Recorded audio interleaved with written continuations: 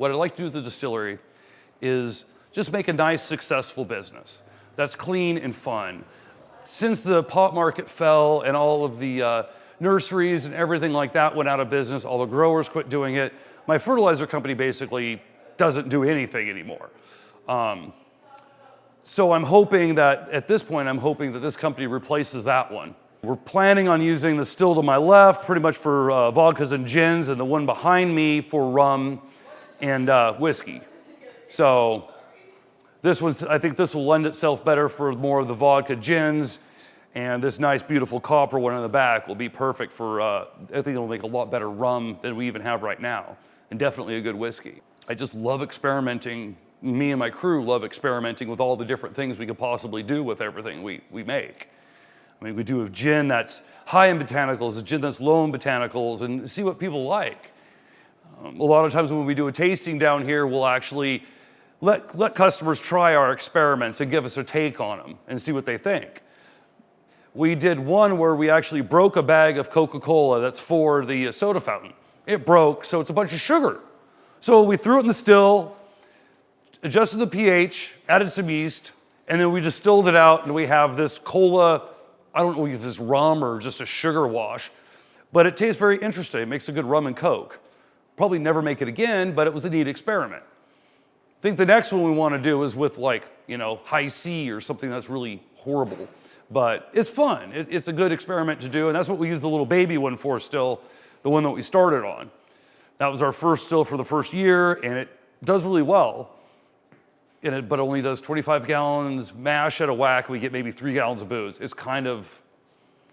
It's really neat the first X amount of times, but at a certain point it gets like you're watching paint dry when you're doing 3 gallons in an 8-hour run. So I special ordered this one, which does quite a bit more. So it's a 200 gallon still a Bain-Marie style pot. And the Bain-Marie style pot basically is the booze are all jacketed. Like you see how this is like this is a jacket. So you heat the jacket up so no heating elements or anything are actually in the mash, which is a lot safer, a lot more even heating, everything like that. Reluctantly, I bought the stills on top of the bathroom, and that's got direct heating. And the problem is with that is if a heating element burns out, you could very well have a bomb. So I just leave that up there for display because I don't want to run it. I'm afraid if somebody puts high proof or something like that in there, it could blow up. So I don't run that one. I don't think it's safe. And this one we got 18 plates of a combination still after the whiskey helmet. So we can make anything from whiskey to vodka to gin in this one. It's stainless on the outside, but all the plates are copper. And it's really quite a beautiful still. And also these little things here, what we can do is if we open these up, we'll bypass that plate assembly. So we could do whatever we want with this guy. So it's a really good combination still. And then this one over here came in the mail. Well, I wanted to buy this still for a while, but what happened was I wasn't able to work out a deal. And I'm fairly new, it's just me. I don't have business partners. So this guy gave me a really good deal that I couldn't pass up on this one, so I bought this one, which is just beautiful, actually made in America, which there was only one company that made them in America, then they went out of business. This is one of the few ones that actually got produced.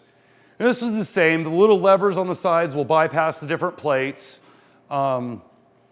It's a combination. We could make gin, whiskey, or whatever in it. Gin and vodka too. But I think we're going to keep the gins and everything. The gins and vodkas there, rums and whiskeys over there. Just because there's a lot more copper contact in that one. That one, the entire thing is copper. There's nothing inside that's not, except for the condenser. And the copper is really what it's all about when it comes to stills. It really is. Especially on the good rums. Oh yeah, it's just a lot better. You almost can't have enough copper. So I'm really grateful I got that one. My parents bought the place across the street, the building where Princess Seafood is in, the whole building. All 1 acre of it. They bought it when my mom was pregnant with me. So mom would literally walk down the hill from our house up on the top of the hill with me in her belly, and I'd be over the building across the street. So I grew up in that building across the street. I used to break into here when I was a little kid, like not like 13 or something. And then the bums would scare the shit out of me, and then I'd run back out the window and jump out the window, almost hurt myself. So I remember this building from when I was a kid. It was always here, always abandoned. It was always fun to break into, go in, because all creepy, all building, all the rooms. You know, and then we traded the building across the street for the proper receipt palace in '94. So I've always been down here. I mean, I've always been down here making fertilizer or selling fish and chips or doing the fish market thing when I was a kid. Even at CPAL, I mean, when the building across the street burnt down, I remember driving down here and worried about my dad because the building across the street was burning down and Dad was inside of it still. That was kind of a trip. But yeah, and then when this came up for sale, it was just too cool. It's just this old, awesome structure. And I love the old buildings, the old architecture, and just it's a big, tall, ominous building also. It's like the perfect building for a distillery. Distillery is supposed to be tall, ominous. I mean, the still back there goes almost all the way to the ceiling. So it is perfect. We got the big gantry crane left over from when it was an ice producing facility in here. It's just awesome. The harbor is my home. I've been down here way too many years. And sometimes reluctantly, I love it, but I love the harbor.